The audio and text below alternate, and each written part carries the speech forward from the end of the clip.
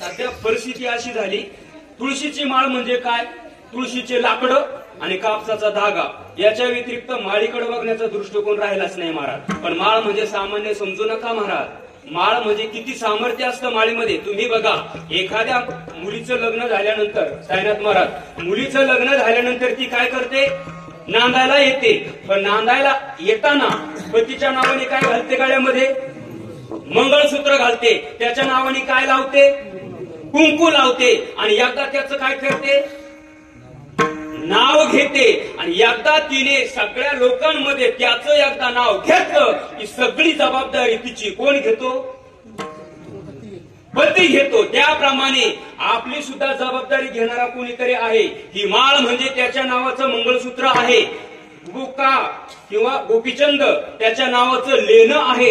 आणि एकदा त्याचं नाव घेतलं का आयुष्यभराची जबाबदारी तो परमात्मा घेतो. तुझी चिंता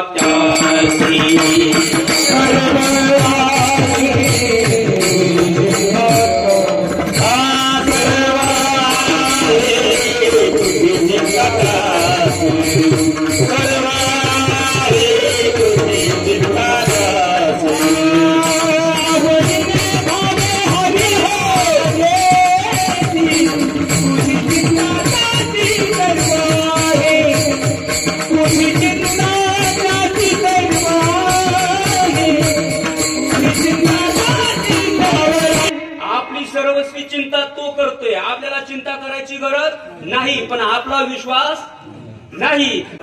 चला, मला सांगायचं काय आहे की माळीबद्दल आपला सगळ्यांचा फार मोठा गैरसमज झालेला आहे. कोरोनाच्या काळामध्ये लय लोकांनी माळी काढल्या बाबा. बरं मला सांगा बाबा, माळी काढल्यानंतर हे जगणार आहे का? अहो, ललाटीचे लिहिले, येणमुळे काही केले, काळे गोरे पण धुतले फिटवलेले. हे जर आपल्या प्रारब्धामध्ये लिहिलेलंच आहे, एक ना एक क्षण आपल्या जीवनामधला लिहिलेला आहे. जसं कारण सटवी आपल्या कपाळावर लिहिते, कधी लिहिते, पाचच्या दिवशी, कारण ती रात्रच तिची असते ना. सटवीचे राती न विसंबी जेवाती, तैसा ईश्वर निर्णयो चित्ती वाहने सदा. एकदा तिनं लिहिलं, कोणाच्याच बापाला चुकवता येत नाही. देवाच्या बापाला सुद्धा चुकवता आलं नाही, मग आपल्याला चुकवता येणार आहे का? मग असं जर असलं तर मग माळी काढून जगण्याची हव्यास कशाला पाहिजे? अरे माळी काढून पण मरणारच आहात ना, माळी असताना मरणार आहे. मग माळी काढून मरण्यापेक्षा माळी घालून मरा, नक्कीच त्याच्या दरबारामध्ये तुम्हाला जागा मिळेल ना. पण आता तरी बाबा एक शोकांतिका अशी आहे, माळ म्हटल्यानंतर लाज वाटते आणि सोन्याच्या चैनी घालायला पुरुषार्थ वाटतो. अवश्य घाला महाराज, ज्याच्याकडे आहे त्यांनी का घालू नये? आम्ही का भुकावं? आमच्याकडे नाही म्हणून आम्ही का भुकावं? पण ज्याच्याकडे आहे त्यांनी घाला. पण त्याच्याबरोबर तुळशीची माळ सुद्धा गळ्यामध्ये धारण केली पाहिजे. कारण याचं कारण सांगतो, ऐका. तुमच्या गळ्यामध्ये जर सोन्याची चैन असेल तर तुमच्यावर 24 तास चोराची नजर असेल आणि एक ना एक दिवस तो चोर तुमचा काटा काढल्याशिवाय राहणार नाही. पण जर तुमच्या गळ्यामध्ये पवित्र अशी तुळशीची माळ जर असेल तर तुमच्यावर चोराचीच नाही, त्या काळाची सुद्धा नजर.